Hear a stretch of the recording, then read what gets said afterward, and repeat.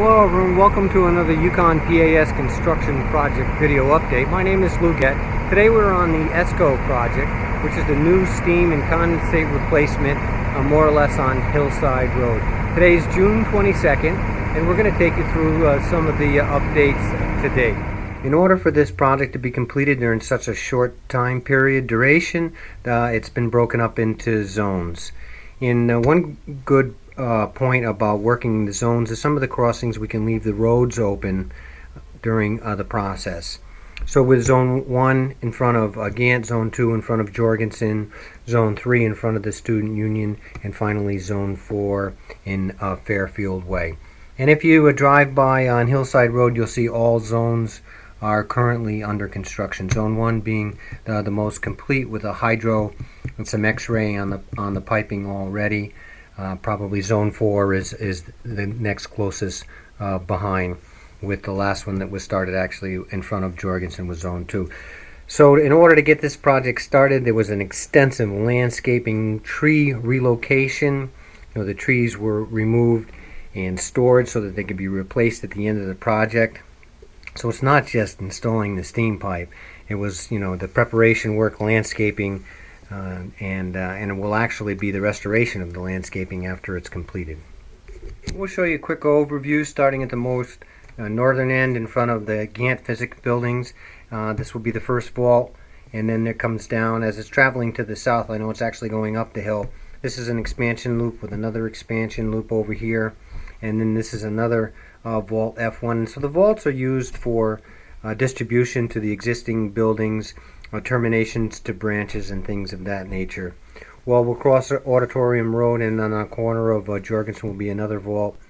Then more towards the center of Jorgensen will be the distribution vault, vault N4, which provides the delivery into the Jorgensen Theater. There'll be another large vault you see on the corner of Glenbrook Road. This vault is called D4. As we head up to the Student Union, you'll see a large expansion joint through here, quite a length of straight pipe up and through here with the main entrance to the Student Union. Another expansion joint here, and then there'll be another vault in this location here. This vault is called F4 for the distribution into the rec center. Finally, as we pass the Student Union and we get into Fairfield Way, one of the most larger vaults, which is vault G4, and this is where the steam line actually becomes served by. The plan is for it to eventually go down Fairfield Way, and this is where the new steam enters the system. This is the tunnel that runs over here behind the back side of the School of Business. This tunnel runs up Fairfield Way and crosses all the way back to the central plant. So that's where the steam will come through, and that's where the taps will be made, and that's where the new steam will be will enter into the new steam line system. To be right down at ground level, so we're going to give you a look at this is the high pressure steam line. What you're looking at is how the fitters do. They weld a fit-up clamp on the one side, and this gives them the ability to adjust both sides to make them level, to be able to make a tight joint. This is what we call the root pass in here. He stitch welds it periodically so that the amount of heat that goes in there doesn't pull it too many ways, and then he goes and he pulls the root all the way through. So the process here we have is TIG welding going on. It's a root and a hot pass in TIG, and then they finish it out with stick. To take you through the whole process. In the earlier video we showed you what the root pass was. This is what the final pass looks like on the weld over here. This joint has been, so this is the tag they put on it, the job number, high pressure steam, actually the weld number. It's weld number 8 on weld number 14 on the 8-inch high pressure steam. So what we're also looking on here, the x-ray technician has been through here. This is where he puts his films on there. So the x-ray has passed through here. This is the welder's identification number. It's a whole system that they use to keep track of the joints. So it's actually been wire brushed. It's beautiful. So the hydro has been completed. The x-ray has been completed and passed. And now they're getting ready to insulate and then put the jacket on. So the next process is the insulation is put up against the pipe and tie wrapped with the metal wraps, and then finally after that comes the finish cover. We'll show you that in a second, and then the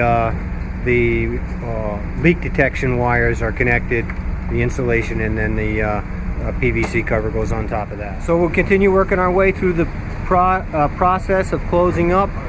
You can see the cover plate has been on, is completely welded, and that actually gets pressure tested also. So that's the next phase here. The jacket is welded, pressure tested, the leak detection wires are connected, insulation goes back on, and then closed up.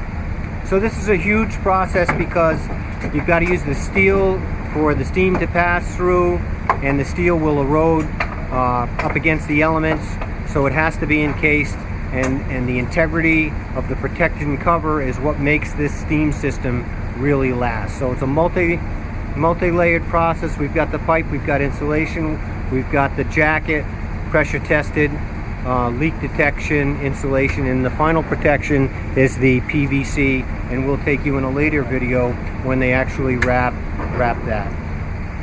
We'll take a minute to explain the TIG welding process, which is being done on the root and the hot pass, which we explained in an earlier video. So TIG welding stands for tungsten inert gas welding. So what happens is argon gas is introduced onto the inside of the pipe, and it's actually connected to the torches that they weld with.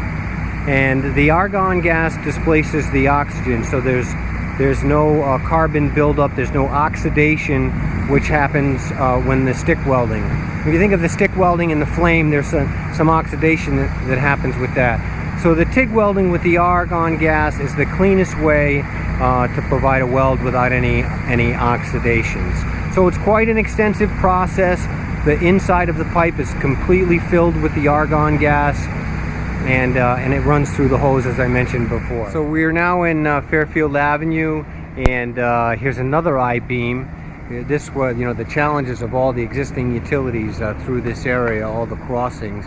There's one I-beam you see down there for a support for a bank.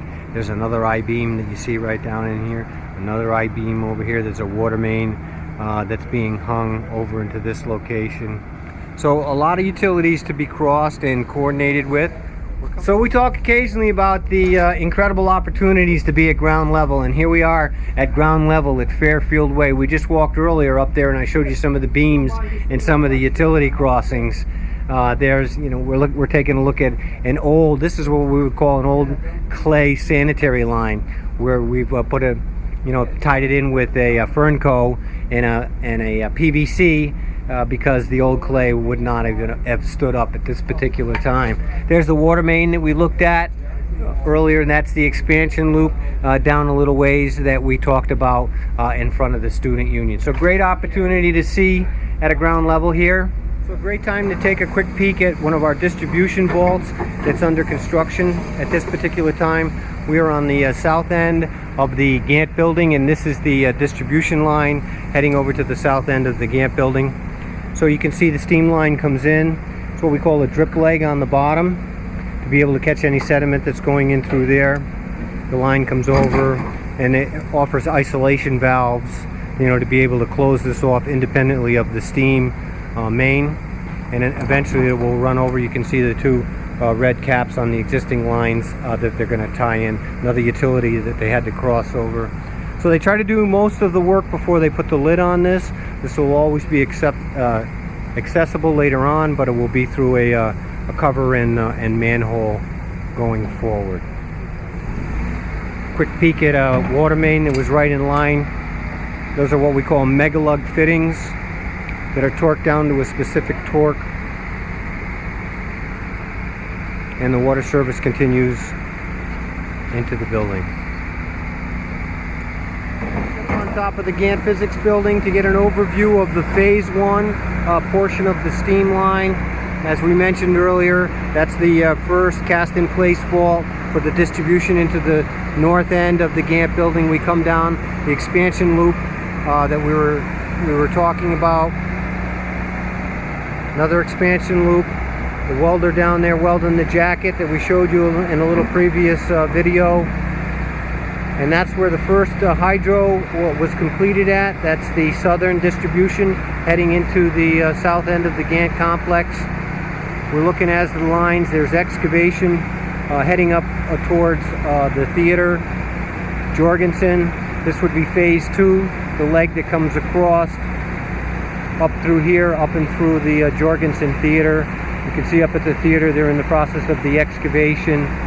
The excavation is completed through this section here, and they're beginning to get ready to tie the pipe in. So separate crews working in each area, as we mentioned earlier. So thank you for your interest in our UConn project update. We'll be back in a few weeks to check progress. Have a great day. Remember to subscribe to our UConn PAES channel. Once subscribed, on the left-hand side, manage subscriptions. To the right, the gearbox symbol. A check next to send me all notifications for this channel with the save. Now, anytime we add a project, update a project, you will receive an automatic email notification. We thank you for your interest in our UConn projects. Have a great day.